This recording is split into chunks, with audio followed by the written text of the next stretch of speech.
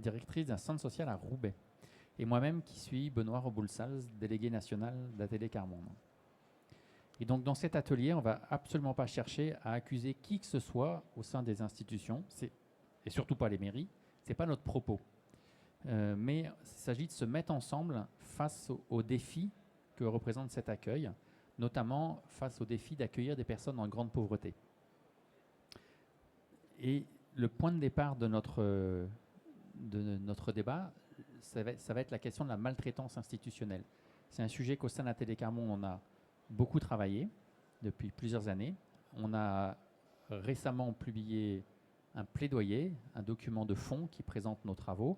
Donc on va partir de cette présentation et ensuite je donnerai la parole à Isabelle et Anne-Sophie de manière à ce qu'elles puissent nous présenter comment elles font dans un centre social, dans un CCAS pour faire face à ce défi de l'accueil. Et on repartira d'exemples plus précis. Mais le premier point dont on voulait vous parler, c'est de quoi parle-t-on exactement quand on parle de maltraitance institutionnelle? Parce qu'en fait, c'est un paradoxe. C'est un terrible paradoxe. Parce que les institutions ont été pensées pour aider, pour soutenir. Et en fait, elles se retrouvent aujourd'hui à ne plus pouvoir être des garde-fous des injustices, à ne plus pouvoir être des garde-fous de l'arbitraire. Et ça, c'est absolument terrible pour les personnes en situation de pauvreté que les institutions soient celles qui les enfoncent, qui bloquent l'accès aux droits et qui, de par ce fait-là, aussi provoquent une maltraitance pour les agents eux-mêmes. Je voudrais vous citer quelques phrases qui nous sont venues de personnes en situation de pauvreté, de manière à avoir ce côté-là de leurs paroles. Je vais vous en citer 5. Donc la maltraitance institutionnelle, c'est quand les moyens humains manquent et quand les besoins humains ne sont pas pris en compte par les hiérarchies, les institutions et les politiques. La maltraitance institutionnelle, c'est quand, à l'accueil des services administratifs, les gens entendent tout ce que tu dis. Et là, on a beaucoup d'exemples qui viennent de ce qui se passe dans les caisses d'allocation familiale où on doit justifier de sa situation pour débloquer des aides et des accès aux droits. Et la maltraitance institutionnelle, c'est aussi quand l'informatique remplace le contact humain. C'est une grande chance de l'informatique pour permettre et faciliter des démarches administratives. Et il ne s'agit pas de dire la dématérialisation, c'est une mauvaise chose, mais c'est l'expérience que, attention, la dématérialisation à 100%, ça provoque de l'exclusion, ça provoque du rejet, parce que tout le monde n'a pas accès à Internet, tout le monde ne sait pas utiliser un smartphone ou un ordinateur, tout le monde ne sait pas bien se débrouiller avec tout taper 1, taper 2, taper 3 quand on répond au téléphone. Surtout quand il s'agit parfois de prendre rendez-vous tout simplement. Mais la maltraitance institutionnelle, c'est aussi quand notre demande se retourne contre nous et est interprétée comme un signe de faiblesse et un manque d'autonomie. Donc, c'est la question d'être accompagné quand on se présente à un accueil. Souvent, c'est mal perçu. Des gens nous disent c'est mal perçu. Et c'est ça qui leur fait dire la maltraitance, c'est l'humiliation, le non-respect. C'est la manière dont on s'introduit dans nos vies et comment même on veut diriger nos vies. Et ça, ce sont des témoignages individuels de personnes précises avec qui on a travaillé, mais on a voulu passer à une démarche collective. Et donc, je ne vais pas tout vous raconter parce que ça serait très long, on en aurait pour des heures. Mais on a essayé de comprendre quelles étaient les causes et les mécanismes. Donc, on a identifié 4 causes et mécanismes qui sont prioritaires. D'abord, il y a la question des choix politiques qui ne répondent pas aux besoins de la lutte contre la grande pauvreté. C'est des décisions de fermeture de points d'accueil, fermeture de services d'urgence, fermeture de classes et d'écoles. Alors, ça ne dépend pas que des mairies, mais aussi parfois. C'est aussi qu'on vit dans une société de méfiance et d'incompréhension. Je pourrais vous citer en long, en large, les préjugés, les idées fausses sur les pauvres et sur la pauvreté qui sont véhiculés, du style « si on cherche, on trouve ». C'est parfois beaucoup plus complexe que ça. Des mécanismes de défiance qui envahissent les institutions. On va présupposer que les personnes en situation de pauvreté sont des fraudeurs et cherchent à abuser du système. Et du coup, la manière dont on les accueille est profondément biaisée parce qu'on va part du principe qu'on ne les croit pas. Et pourtant, elles sont de bonne foi, mais pas toujours avec les bons mots et les bonnes manières de se faire comprendre. Et enfin, il y a le fonctionnement lui-même des institutions qui est une cause. C'est la complexité des démarches, la complexité des formulaires, des choix budgétaires qui compliquent aussi le travail des institutions. Je peux vous prendre un exemple très, très simple d'un directeur de caisse d'allocation familiale que j'ai rencontré qui me disait je dois faire un choix. Soit il y a 2 mois de traitement du dossier et je n'ai plus d'accueil physique inconditionnel, soit j'ai 6 mois de traitement des dossiers et à ce moment-là, je peux faire un accueil inconditionnel sans rendez-vous. Donc c'est des choix paradoxaux et qui font que l'accueil ne peut pas bien se passer. Alors nous allons faire des propositions, on y reviendra. Certaines sont locales, d'autres sont nationales. Alors si je vous parle de garantir des moyens convenables d'existence inconditionnelle, c'est parce que les gens ne survivent au RSA, par exemple. Ils ne vivent pas, ils survivent tellement les montants sont faibles. Et assurer un revenu décent, un revenu convenable d'existence, comme c'est écrit dans la Constitution, c'est s'éviter des démarches. Quand il y a des ruptures de droit, on en reparlera, vers où les gens vont, ils vont demander de l'aide au CCAS. Et ça complique la tâche dans les mairies. La deuxième proposition importante, c'est remettre de l'humain dans les services publics. On parlait de dématérialisation, comment on met des personnes à l'accueil, mais des personnes formées. Ça, c'est un grand débat, on aura l'occasion d'y revenir tous les trois. Parce qu'être formé, ça suppose de connaître ce que vivent les personnes et donc d'être dans une approche bienveillante. Et la troisième proposition, c'est se mettre ensemble pour assurer des droits effectifs. Je parlais des formulaires trop compliqués. Comment on travaille l'accueil, on aura des exemples, comment on travaille l'accueil avec les personnes concernées et pas simplement dans une pensée qui descend d'en haut. Quatrième proposition, c'est faciliter les recours juridiques et administratifs. Non pas qu'on veut que tout le monde aille au tribunal, c'est absolument pas ça, mais c'est simplement avoir les moyens de se comprendre, avoir les moyens de, si on ne comprend pas, d'avoir quelqu'un à qui s'adresser.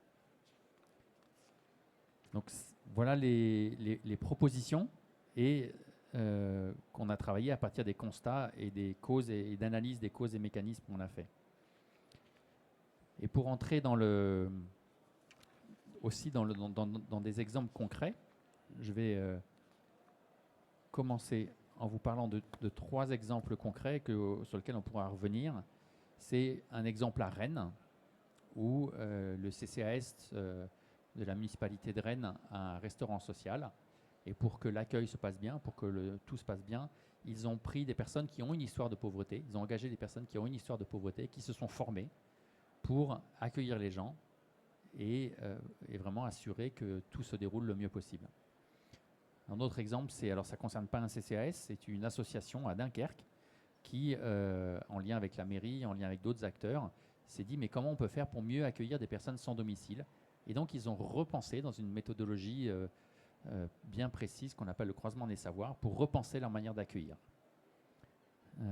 Voilà, 2 exemples et on aura l'occasion d'en parler d'autres.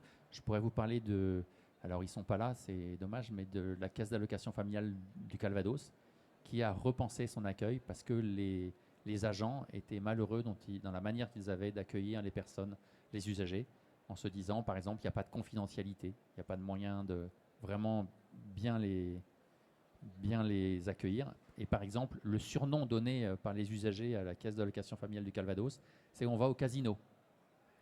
Parce qu'ils vont devant des machines et on leur dit, voilà, vous avez un ordinateur, vous pouvez faire vos démarches. Mais voilà, ça c'était pour les éléments de présentation. On s'était dit qu'on essaierait de faire ça en une dizaine de minutes. Et je voudrais maintenant passer la parole à Isabelle et Anne-Sophie pour que vous puissiez présenter aussi votre expérience. Alors, je ne sais pas laquelle de vous deux. Voilà, Anne-Sophie.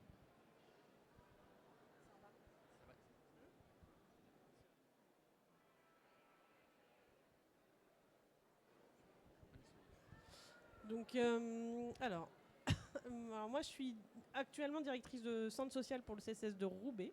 Mais avant ça, j'étais directrice de CCS dans le Calvados, justement, à Honfleur et à Bayeux, pendant une quinzaine d'années. Et la question de l'accueil est pour moi une question primordiale au sein des CCAS.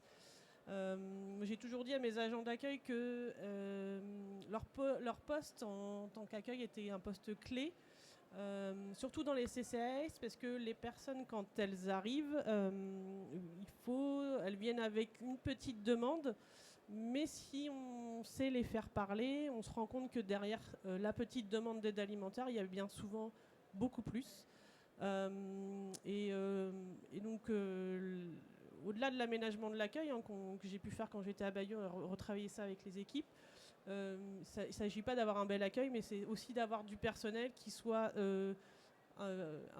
sensibilisé et formé à cet accueil, surtout au niveau du social. C'est pas un accueil...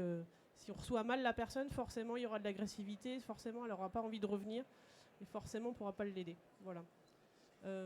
Et sinon, concernant l'aménagement de l'accueil, quand j'étais à Bayeux, j'ai pu traiter cette question-là avec mes équipes parce que c'est une question centrale. J'avais deux centres sociaux, une résidence autonomie et un accueil inconditionnel.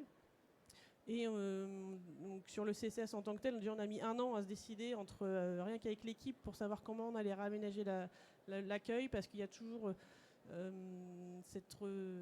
les agents qui sont pris entre le besoin d'être en sécurité, parce qu'ils ont peur de se faire agresser, ça peut arriver, hein, mais si on accueille bien les personnes, normalement ça n'arrive pas. Et la question de la confidentialité qui est aussi important pour pouvoir permettre un accueil de qualité au niveau des CCAS. Donc, travailler avec les usagers, si on peut, c'est bien, mais des fois, c'est peut-être aussi de leur faire penser qu'on va pouvoir aménager des accueils comme ils le souhaiteraient, alors que techniquement ou pour d'autres raisons, c'est pas toujours possible. Donc, c'est bien. À Roubaix, par exemple, elle l'a fait avant que j'arrive sur la Maison des Femmes, et ce qui a pu ressortir, c'est que les affiches mises au niveau de l'accueil étaient très agressifs. Agressant pour les... Vous parliez des affiches d'information. Oui, des affiches d'information qui leur remettaient en miroir leurs difficultés. Donc du coup, ils ont enlevé toutes les affiches dans la Maison des Femmes. Et vous disiez aussi, je pose une dernière question, vous disiez aussi quand on a préparé ensemble que dans l'après-Covid, il a fallu repasser de... On est derrière un écran et on repasse à un accueil humain. Oui, j'ai dû... quand j'étais à Bayeux, au moment du Covid, on faisait un accueil à la porte. Alors elle mettait un pied dans la porte, moi je n'aimais pas, donc je leur ai dit on va plutôt ouvrir la fenêtre déjà dans un premier temps. Et après il a fallu que je force mon équipe à rouvrir les portes pour faire de l'accueil ordinaire. Parce que du coup il y avait un peu un frein. Alors je ne sais pas si c'était justifié ou pas, mais du coup il a fallu effectivement... leur dire non, c'est pas comme ça. Et parce que moi, ça me posait des questions par rapport à mes valeurs d'humanité. Je me dis, à un moment, oui, il y a le Covid, mais on a été les seuls, les CCS ont quand même été les seuls restés ouverts pendant la période Covid. Hein. Nous, on n'a pas connu le confinement en tant que directeur de CCS, clairement. On était sur le terrain, presque 24/24. Et donc oui, c'était important pour nous de rouvrir, et sur les centres sociaux que j'avais, on a été les premiers à rouvrir aussi, parce que les habitants étaient vraiment en demande de pouvoir revenir. Merci. Alors Isabelle, vous avez remis en place récemment un nouvel accueil au CCAS de Cherbourg. Oui, complètement. On a complètement réaménagé de manière architecturale notre accueil. On est dans des locaux en fait qui sont anciens, hein, qui ont une 50aine d'années. Et en fait, ce réaménagement, il est aussi le fruit d'une réorganisation du service action sociale, donc entre la répartition des missions des travailleurs sociaux notamment et des agents d'accueil. Donc il y a eu une volonté politique de pouvoir avoir un CCAS fort en centralité, mais néanmoins de garder de l'accueil en proximité, puisque Cherbourg-en-Cotentin est une commune nouvelle qui a intégré 5 communes en fait. Donc il y a le centre de Cherbourg, mais il y a les communes anciennes qui restent des communes déléguées pour lesquelles les habitants ont quand même encore beaucoup d'attaches et qui sont très repérés par les habitants notamment. Donc c'est un casse-tête, c'est un Tetrix tous les jours pour faire des plannings de présence des travailleurs sociaux et des agents d'accueil en centralité et en proximité. Mais néanmoins, on y arrive. Et en parallèle, donc, on a associé les équipes, donc les travailleurs sociaux et les agents d'accueil, dans une complémentarité de missions. Aujourd'hui, les agents d'accueil, c'est eux qui font la remise des aides, par exemple. Elles sont instruites par les travailleurs sociaux, mais les agents d'accueil, le lendemain matin, pour tout ce qui est positif, hein, puisque quand c'est des rejets de demande d'aide, les travailleurs sociaux gardent la main. Mais les agents d'accueil, aujourd'hui, font la remise des aides, ce qui valorise aussi leur rôle au sein de l'institution. Ils ne sont plus qu'une boîte à lettres, mais ils sont aussi là pour écouter et accompagner. On a aussi mis en place une formation à l'échelle de l'ensemble du territoire, parce que l'accueil du CCAS, c'est une porte d'entrée, mais il y a aussi les accueils mairies dans les territoires qui sont importantes. Et là, on va expérimenter un accueil polyvalent entre un agent d'un centre social, un agent d'accueil d'un centre social et un agent d'accueil du CCAS pour mixer les connaissances et les compétences et pouvoir à un moment donné être sur des missions polyvalentes, aussi bien pour l'agent du CCAS qui répond à une question d'urbanisme ou une question de restauration scolaire, que l'agent du centre social réponde à des questions plus sociales. En parallèle, donc, on a mis en place avec le CNFPT des journées de formation pour créer une dynamique collective, parce que vous pouvez imaginer que quand on regroupe des équipes, on doit accompagner le changement. Donc l'accompagnement au changement, c'est pareil, ça se fait tout doucement, mais c'est nécessaire aussi régulièrement de remettre en place des formations. Donc une formation qui permet aux agents d'accueil de bien retravailler leur posture d'agent d'accueil en se protégeant, puisqu'ils sont aussi sur des postes très difficiles. Aujourd'hui, comme le disait Anne-Sophie, l'agressivité est quand même relativement présente, donc le réaménagement des locaux, il doit bien sûr tenir compte des qualités d'accueil pour les personnes, l'accessibilité pour les personnes handicapées, l'accessibilité pour les mamans avec les poussettes et la confidentialité, mais aussi la sécurité des agents. Alors, au départ, les agents d'accueil parlaient d'une banque avec une vitre, ce que j'ai connu moi quand j'ai commencé au CCAS il y a plus de 25 ans.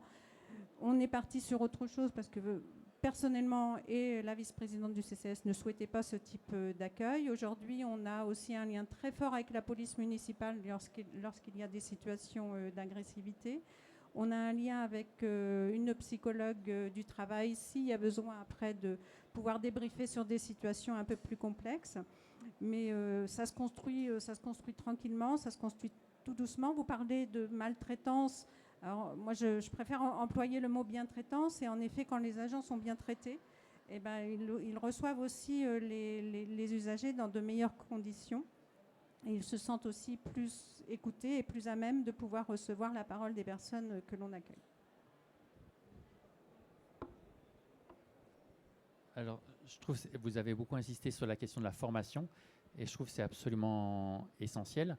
Il y a la formation des agents d'accueil, il y a la formation des travailleurs sociaux, mais il y aura aussi la question des agents de la formation, des vigiles à l'entrée, vous parlez de la police municipale, parce que c'est un vrai défi nous on mesure donc de notre côté que les personnes en situation de pauvreté se sentent souvent agressées. Pas physiquement évidemment, mais et puis c'est un cumul de choses. C'est à chaque fois des refus, à chaque fois des attitudes incomprises qui font qu'au bout d'un moment, on supporte plus quoi. Et donc c'est arrivé à se comprendre. Donc c'est là où c'était intéressant de faire ce travail à Dunkerque, qui a été fait à Dunkerque. Ça a été de comprendre comment les personnes sans domicile vivaient l'accueil, comment les personnes dans l'association vivaient l'accueil, et à partir de la vision de chacun, sans créer de faux espoirs, comme vous l'avez dit, mais à partir de chacun, qu'est-ce qui peut être fait pour vraiment arriver à s'en sortir, à s'en sortir vers le haut, vers une solution qui satisfasse tout le monde. Et pour ça, ça demande de réfléchir à c'est quoi les conditions de la participation. Ça, pour nous, c'est un vrai enjeu. Comment on va créer les conditions de la participation pour que les usagers, les personnes qui fréquentent, se sentent bien, que les agents puissent avoir pleinement le sens de leur travail et de leur mission. Il y a un vrai enjeu aussi à ce niveau-là. Alors, on est allé, en fait, on n'a pas travaillé avec les usagers directement par rapport à l'accueil. C'est peut-être c'est comme ça. Par contre, ce que l'on fait depuis peut-être 3 ans, c'est que l'on accueille nos collègues de la police municipale pendant leur stage d'intégration au sein du CCAS. Donc, ils passent une semaine à l'accueil du CCAS ou auprès des travailleurs sociaux pour aussi connaître les difficultés que peuvent présenter les populations.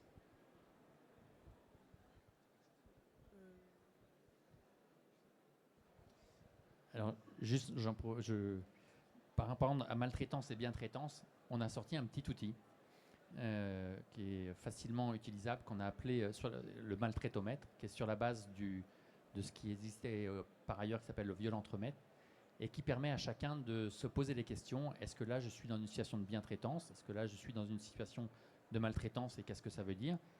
ou est-ce que c'est une situation de maltraitance systémique qui n'est pas liée à la personne? Parce que quand on a des préjugés, des fois on accueille mal, ça arrive, mais des fois c'est le système qui est mal configuré. Donc c'est ce que vous avez toutes les deux essayé de changer.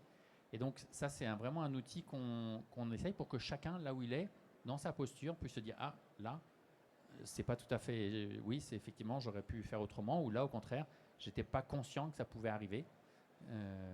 Et donc c'est vraiment, je vous invite, j'en ai plein d'exemplaires, je vous inviterai à venir, mais parce que il y a vraiment des questions de prise de conscience qui sont à faire à tous les niveaux de l'institution. Par exemple, on a travaillé avec un ancien directeur de la Caisse nationale d'allocation familiale qui nous disait l'accueil dans les institutions, donc lui il parle de ce qu'il connaît, la CAF, est un impensé. Voilà, ça n'a pas été pensé, ça n'a pas été réfléchi. Alors, visiblement, heureusement, il y a des lieux où ça se pense. Vous en êtes l'exemple vivant et c'est génial. Mais il y a vraiment quelque chose à travailler à ce niveau-là et aussi en termes de formation.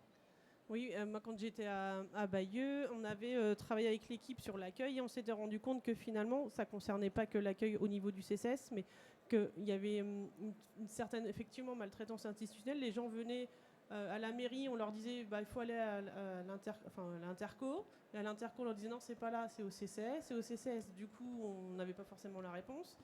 Et en fait, effectivement, on avait aussi le projet de travailler sur des réunions en commun, en tout cas pour les agents d'accueil, quels qu'ils soient, pas que CCS, pour justement éviter que les personnes tournent en rond dans la ville, qu'elles soient petites ou grandes. Je pense que c'est important. Et après, sur l'aménagement de l'accueil en tant que tel, effectivement, quand on met des plexiglas, moi je trouve que c'est quand même... Enfin, je me mets à la place de l'usager qui va arriver, il va se dire bon, déjà on n'a pas envie. Donc du coup, moi aussi, quand on a dû réaménager l'accueil à Bayeux, la question c'est est-ce qu'on met un plexi ou pas? Moi j'ai dit non. À un moment, c'est quelle image on va donner dans l'aménagement de cet accueil quand la personne elle arrive, si tout est barricadé, ça va pas lui donner envie en tout cas de pouvoir poser un peu les problèmes qu'il y a là. Et donc voilà, c'est à prendre en compte. Il y a un sujet qu'on n'a pas abordé là, mais qui est aussi tout aussi important, c'est la question de la ruralité. Parce que l'accueil est lié au lieu d'ouverture, à la possibilité de se déplacer. J'ai un exemple en tête, un monsieur dans un département rural qui doit faire 28 km pour aller au CCAS, pour aller voir son travailleur social. 28 km quand on n'a pas de voiture, ça prend la journée. Et c'est pareil dans les territoires d'outre-mer, dans les départements d'outre-mer, où les départements peuvent être très compliqués par une absence de mobilité des transports publics. Après, certains CCS, je pense, mettre en place des visites à domicile. Moi, j'étais à Bayeux, on était le seul service sur la ville qui faisait des visites à domicile, notamment pour les seniors qui ne pouvaient pas se déplacer. J'avais équipé mon personnel du coup d'un PC, d'un scanner portatif pour qu'ils puissent faire les démarches à domicile et pas avoir à faire des allers-retours entre le bureau et le domicile de la personne. Je pense que c'est à développer effectivement dans le rural quand il y a encore moins de transport qu'en ville. Voilà. Il y a aussi les expériences de France Numérique, notamment France Service sur les bus qui se déplacent aussi au plus près des habitants. Et il y a aussi des expériences de CCS de ce type-là qui vont vers les habitants, les clics. Aujourd'hui, on est sur l'allée verte de toute façon sur toutes les politiques sociales. On est, comme on le disait, les dernières portes qui restent ouvertes pour les personnes qui n'ont plus rien. Et on se doit de les accueillir en tout cas dignement dans leur parcours de vie, quelquefois cabossé. Oui, parce qu'après, sur l'allée vert aussi en milieu rural, il y a la Croix-Rouge qui a le dispositif Croix-Rouge sur roue, avec qui moi je travaillais quand j'étais sur Bayeux. Il y a d'autres associations. Quand les CCS ne peuvent pas y aller, du coup, il y a aussi l'associatif qui prend le relais bien souvent. Et si on travaille bien avec l'associatif, il y a possibilité du coup de recenser le besoin par les associations et puis d'aller à domicile c'est en fonction du besoin. Alors bien travailler avec les associations, c'est super important. En tant qu'ATT Carmont, on est les premiers à le vouloir. Et en même temps, on sait les limites du monde associatif qui ne doit pas compenser les manques et les difficultés pour l'accès aux droits de toutes et tous. Et c'est comment on fait en sorte qu'il y ait des vrais moyens, une vraie volonté commune, partagée au niveau de l'ensemble du territoire, de mettre de dire stop à la grande pauvreté, de dire stop à la pauvreté. Ça nous concerne tous, donc il faut des moyens humains, il faut des moyens financiers. Et là, on est dans une situation où c'est vraiment compliqué à tous les niveaux, dans les mairies, dans les départements, les régions et au niveau national. Oui, tout à fait. Donc, je le disais tout à l'heure, hein, le CCAS et la collectivité, on a un rôle de coordination à l'échelle d'un territoire, des politiques publiques, que ce soit avec les institutions, mais avec les associations. Et heureusement que les associations sont présentes pour pouvoir justement, oui, être au plus près des personnes qui, de toute façon, ne viennent même pas au CCAS, en l'occurrence. Hein. Donc, il faut aussi penser à toutes ces personnes qui ne se déplacent même plus et qui, malgré tout, ne font pas valoir leurs droits alors qu'ils pourraient. On est sur le non-recours. Il y a des territoires qui ont des expériences de zéro non-recours qui sont intéressantes, qui commencent à prendre de l'essor. Mais sans les associations, sans les institutions, on ne pourrait rien faire. Individuellement, on ne pourrait rien faire de toute façon. Et donc, nous, on est partenaire d'un territoire zéro non-recours en Lorraine, dans la banlieue de Nancy. Et la première étape, ça a été de comprendre comment faire cet aller vers pour que quand on va frapper à des portes, on ait les bons mots, la bonne manière de faire pour aller rencontrer les gens et que ça ne soit pas vu comme un contrôle, parce que les gens ont peur. Il y a 17% des non-recours qui sont dus à la peur des conséquences. Donc, il faut vraiment avoir ça en tête. Et c'est une augmentation, ça a doublé en 5 ans, ce pourcentage-là. Donc ça, c'est des chiffres officiels qui sont de l'État français. Et donc ça, il y a vraiment un enjeu à ce niveau-là, à réfléchir à l'aller vers ensemble. Et nous, on est toute une démarche avec des personnes qui ont une histoire de pauvreté et d'exclusion pour que ce soit ensemble qu'on le fasse. Et avec leur savoir, avec leur manière de faire qui est beaucoup plus pertinente que la nôtre parce qu'elles sont passées par ces étapes-là. On est arrivé au terme de notre débat. Il faut qu'on laisse la place au suivant. Oui, je ne sais pas si on peut prendre une question, peut-être, si question il y a. On va rester autour si vous voulez nous poser des questions après. De toute manière, je vous invite à venir prendre un maltraitomètre. Vous pouvez voir que j'en ai quelques-uns et à découvrir l'entièreté de notre travail. Voilà. Et puis, venez nous parler. On est disponible dès maintenant. Merci.